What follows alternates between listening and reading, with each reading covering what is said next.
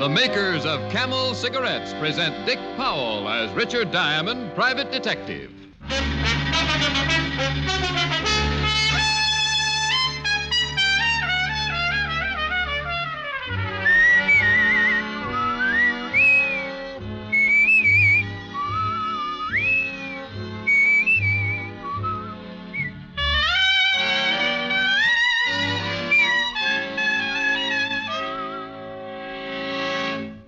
What is the 30-day Camel mildness test? It's a sensible test of cigarette mildness based on steady smoking.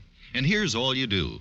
Smoke only Camels for 30 days. Smoke them as your steady smoke. And see how rich, how flavorful Camels are, pack after pack. Yes, smoke Camels as your steady smoke for 30 days. And discover how well Camels agree with your throat, week after week. Tonight, start your own 30-day Camel mildness test. Make the Camel 30-day test, and you'll see. Smoke Camels and see.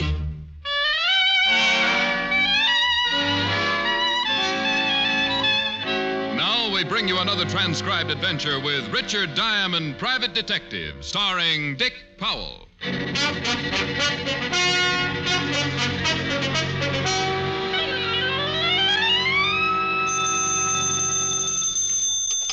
Diamond Detective Agency. A pleasant smile, a cheerful rhyme, and we'll keep you from doing time. Oh. Hi, Helen. Hi. Rick, where do you get that cheerful rhyme bit?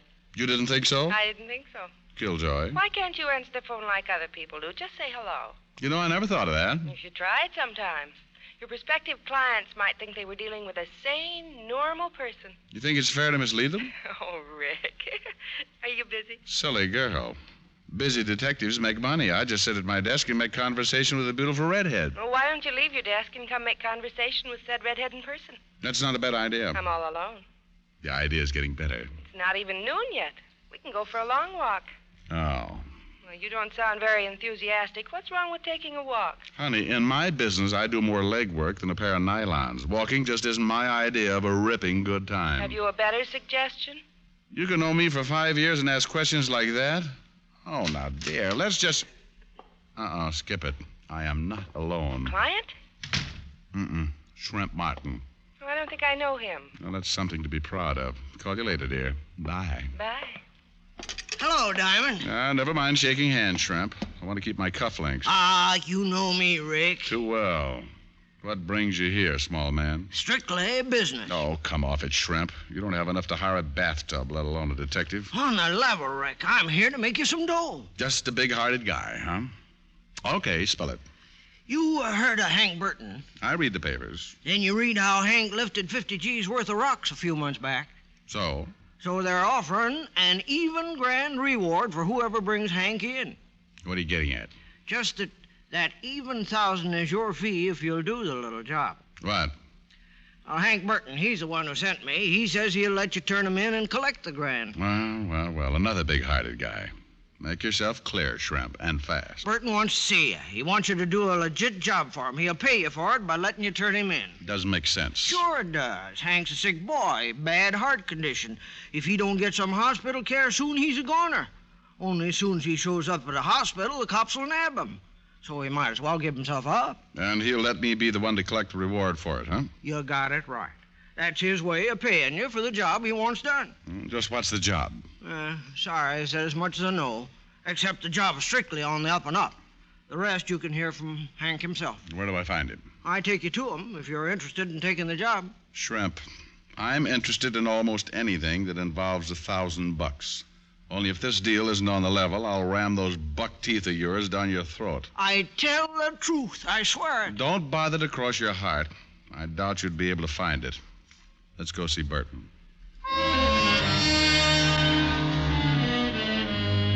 I didn't have any faith in Shrimp Martin, but the thought of 1,000 green pieces of paper did wonders for my bankrupt morale. We took my car, and Shrimp directed me to the warehouse section on Front Street. We parked beside a deserted-looking warehouse, and Shrimp led me inside through a rear door. He should be here by now. Hank! Over here, Shrimp. Or behind those boxes over there, Diamond. I heard him. Hello, Dan. Hank, Shrimp tells me you have a deal to make. Yeah, that's right. Shrimp, go outside. See we ain't interrupted. Huh? Right. Sit on one of them boxes, Diamond. I got a lot to say. I'll stand. It's up to you. You look bad, Hank. Never mind that. Did Shrimp explain the setup? All except the job you expect in return for handing you over. Okay.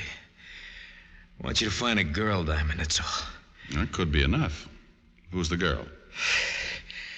Her name is Lee Thorpe. You find out where she's located now, and I'll let you turn me in. Uh-huh. Why is it so important you know where this Lee Thorpe is, Hank? Because if I have to take the rap on that jewelry heist, she takes it with me. Keep talking. I met her about 4 months ago. Felt pretty hard. She seemed to go for me, too. We made plans, big plans. And my ticket went bad. She suggested we go to Mexico where I could be taken care of, but that took dough. So you pulled the jewelry store robbery? Yeah. It was her idea. She said she knew of a fence where she could change the rocks in the dough and we'd be out of country within a month. But the deal fell through, huh? Yeah. I was spotted during the job. I had to hide out, but I sent her the rocks, she said, to give her a week. I think I can guess what happened. Ain't hard. When I contacted her a week later, I found out she moved, disappeared. What a sap I was. What a sap. You were a sap to steal the stones in the first place, Hank. Okay, no speeches. All I want you to do is locate this dame so the bulls can nab her, too. Uh-huh. Well, why not go to the police right away, Hank? Tell them the story and let them pick her up. No, she's smart. As soon as the word gets out, I've been picked up, she'll figure I squeal on her. It'll be harder to find her then. Won't be so easy now. Any idea where she might be? If I knew, I'd find her myself. You're the gumshoe, get to work. $1,000 ain't bad pay, you know. No, it's not bad at all. Only how do I know you'll keep the bargain? Look at me, will you? I'm a dying man unless I get help. Don't worry, I'll let you turn me in. After you find the girl. All right, Burton, I'll take a chance. Where do I get in touch with you? You don't. I'll call you at your office around 6. Work fast, huh, Diamond? Find her as soon as you can. Yeah, Hank. As soon as I can.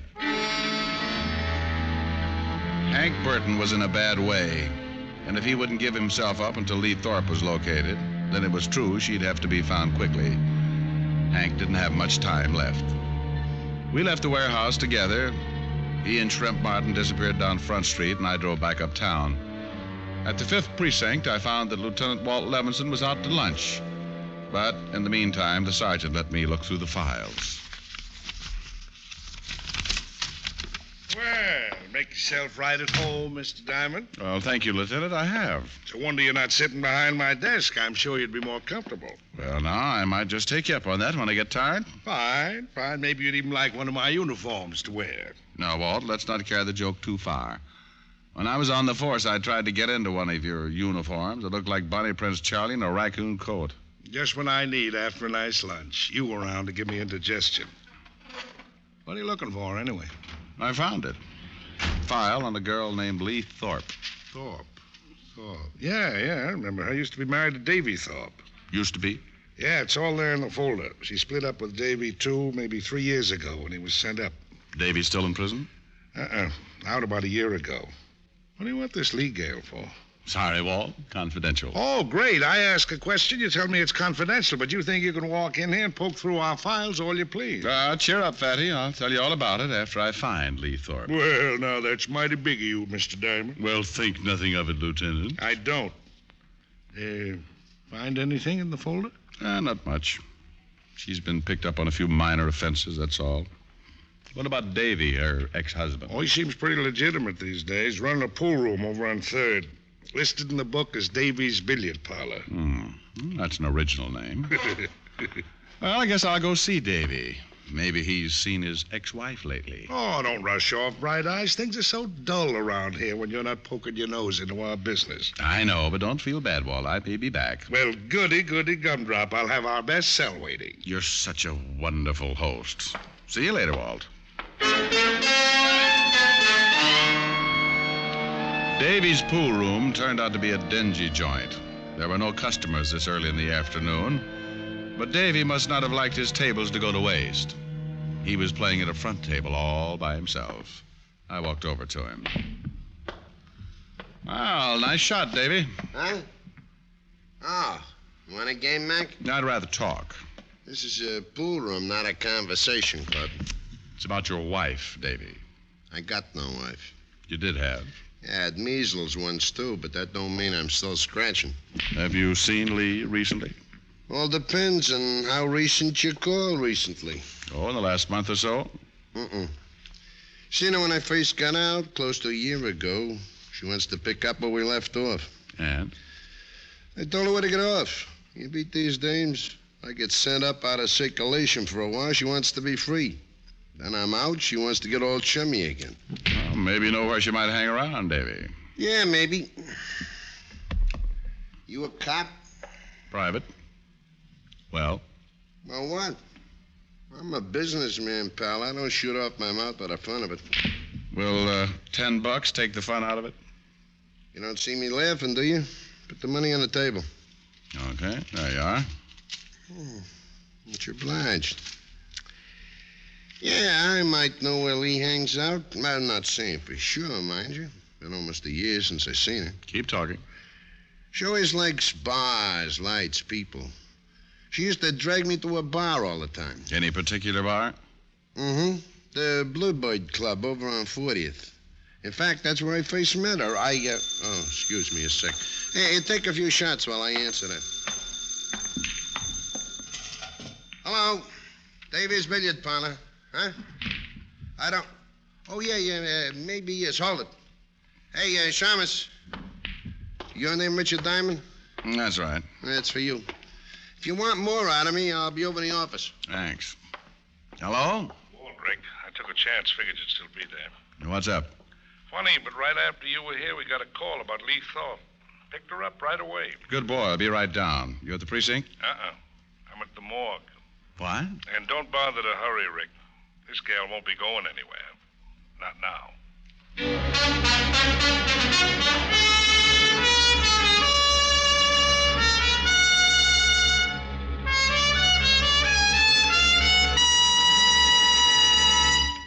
Before we continue with Richard Diamond, here are a few words about smoking enjoyment. According to nationwide surveys made by independent fact-finding organizations, more doctors smoke Camels than any other cigarette. That fact was brought to light a few years ago when 113,597 doctors were asked this question. What cigarette do you smoke, doctor? The brand named most was Camel. In repeated surveys, doctors in all branches of medicine have been asked the same question.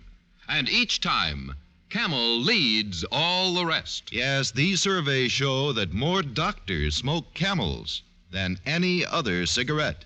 Why don't you start smoking the cigarette so many doctors enjoy? Start smoking mild, flavorful Camels tonight. How mild, how mild, how mild can a cigarette be? Make the Camel 30-day test and you'll see. Smoke Camels and see. And now back to Richard Diamond, Private Detective, starring Dick Powell.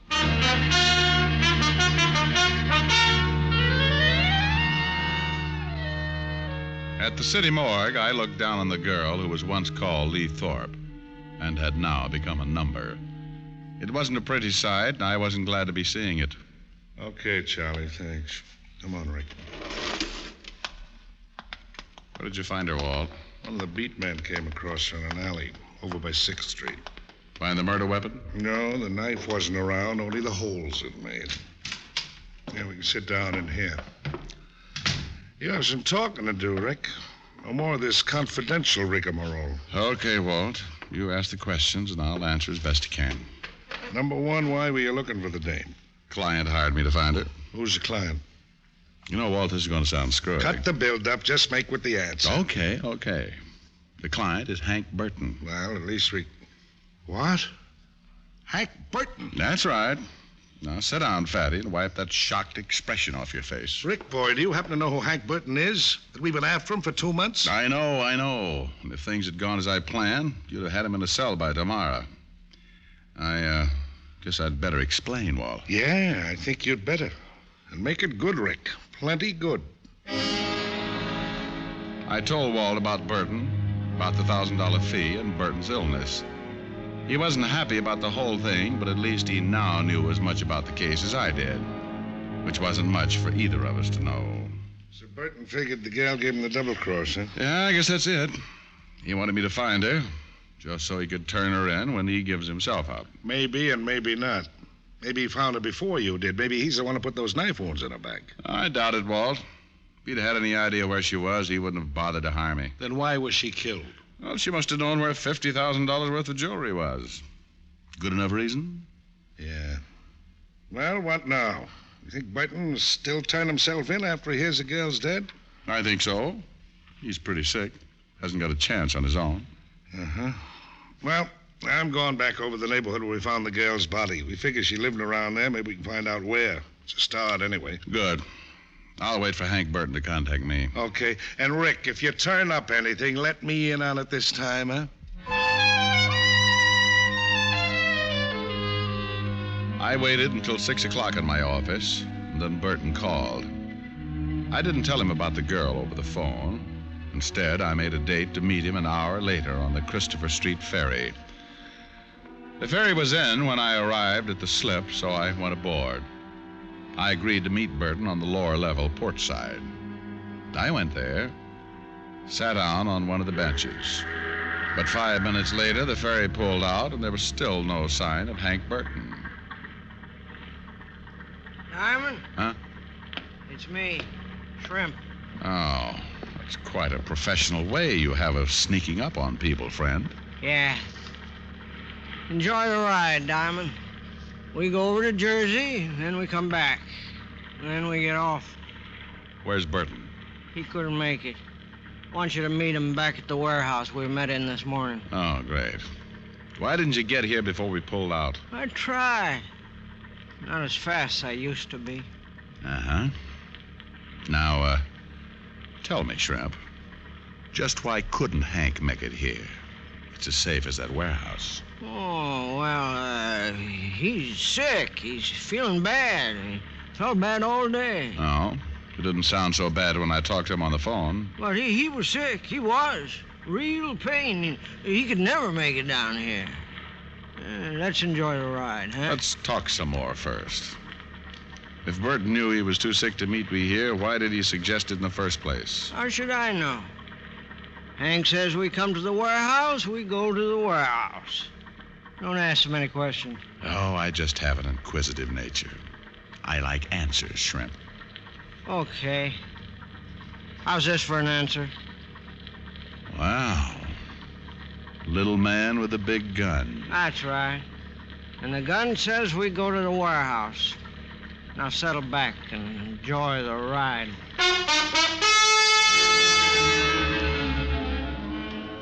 It was the most uncomfortable boat ride I'd taken in years. Shrimp put the gun back in his pocket, but kept it pointed toward me.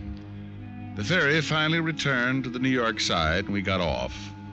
Then we drove back to Front Street and parked beside the warehouse. Okay, Diamond, in the back door. Well, stop waving the gun back and forth, Shrimp. You'll wear yourself out. No cracks. Go on, open the door. Where's Burton? Same place, over behind those boxes. Move. I still don't get it, Shrimp. Why wouldn't Hank come to the ferry, and why the artillery to make sure I came here? That's far enough. I'll light this candle, Diamond. Maybe you'll get your answer then. Well, that's better. At least I... Uh-oh. See what I mean, Shamus? Yeah, Shrimp. I see what you mean.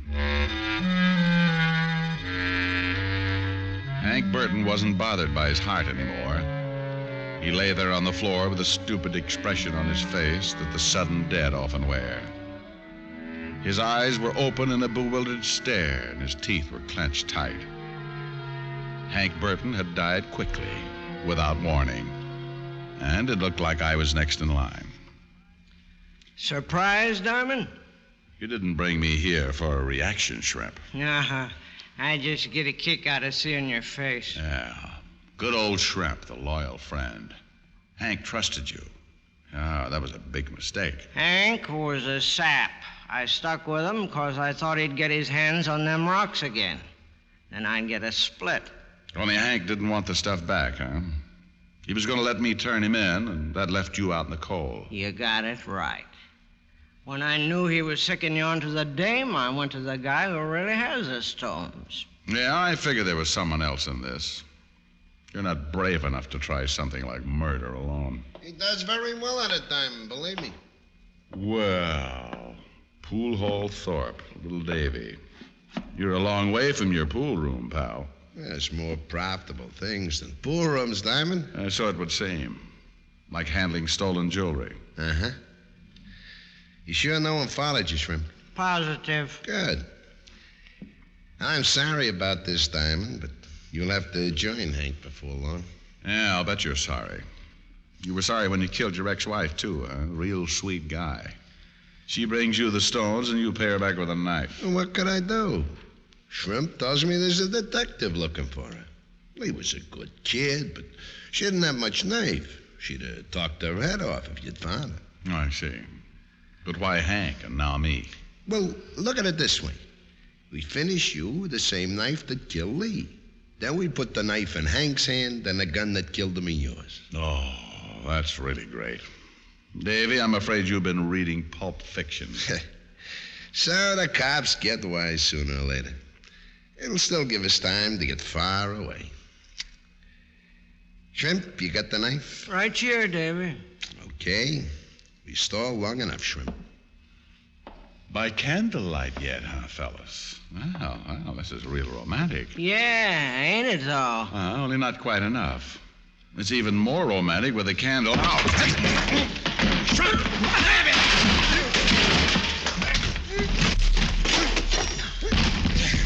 Shrimp! Shrimp! He's taking a little nap, Davy, and I've got his gun. What?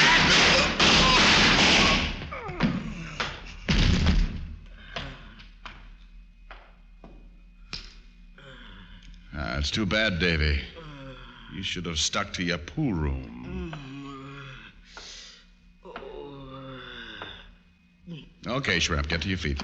Diamond. Oh, shut up. Come on. Oh, my head. Shrimp, I made you a promise this morning. I said either this deal with Hank was on the level or your buck teeth were going down your throat. Oh, no, look, Diamond. Oh, shut up. Now, you know the old saying, Shrimp. See your dentist twice a year? Huh? Well, you won't have to worry about that now, friend.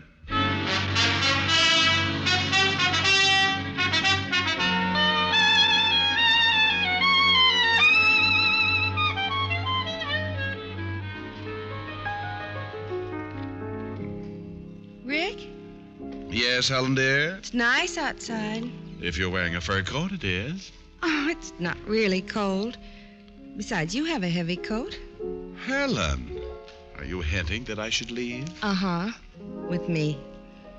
I'd still like to go for that walk. Oh, no. Well, why not?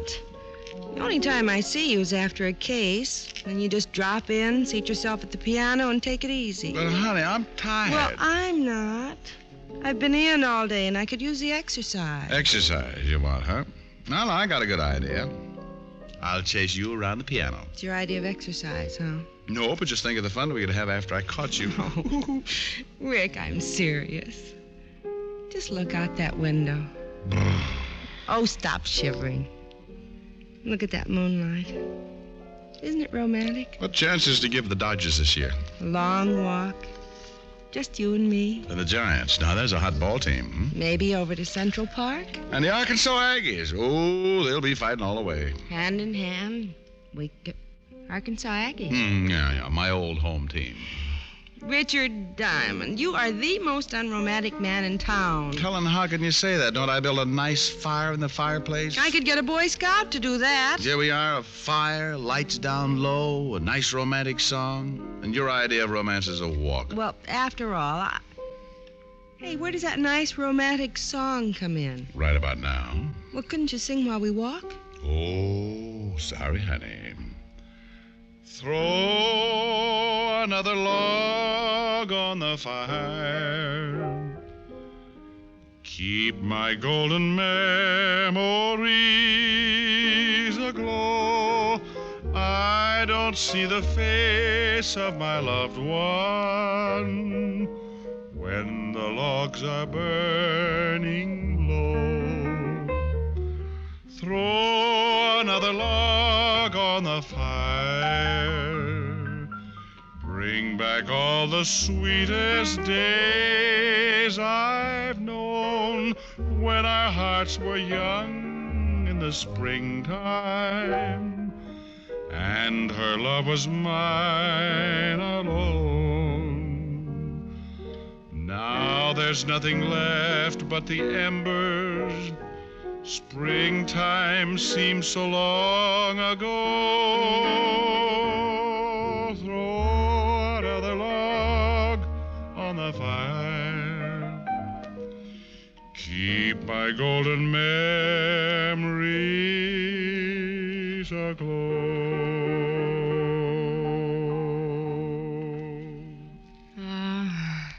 That was very nice.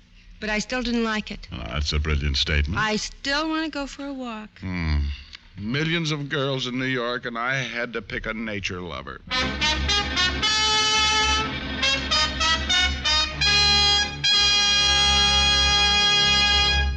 Dick Powell will return in just a moment. Camel leads all other brands in popularity by billions of cigarettes per year. Yes, more people smoke Camels than any other cigarette. And among them are many people whose throats are important to their careers. For instance, our own Dick Powell. Dick, why do you smoke Camels? Well, I smoke Camels regularly because I like their taste. They're mild and they agree with my throat. That's mighty important when you use your voice as much as I do. Friends, why don't you find out how well Camels will agree with your throat? How mild, how mild can a cigarette be? Take the Camel 30-day test and you'll see. Smoke Camels and see. Here's Dick Powell with a special message. Thank you. Ladies and gentlemen, the makers of Camels have now sent more than 200 million Camel cigarettes to servicemen and veterans. This week, as every week, gift Camels are being sent to hospitalized veterans. They're on their way to Veterans Hospitals, Phoenix, Arizona, and Des Moines, Iowa. U.S. Army Station Hospital, Fort Benning, Georgia. U.S. Naval Hospital Ship Haven. Now, until next week, enjoy Camels. I always do.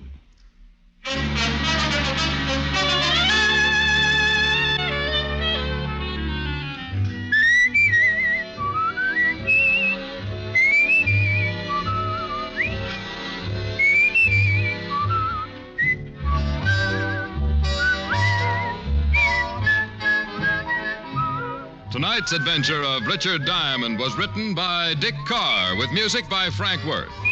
Virginia Gregg was heard as Helen Asher and Alan Reed as Lieutenant Walt Levinson. Others in the cast were Junius Matthews, Tony Barrett, and Ted DeCorsia. Richard Diamond, Private Detective, is transcribed in Hollywood by Jaime Del Valle.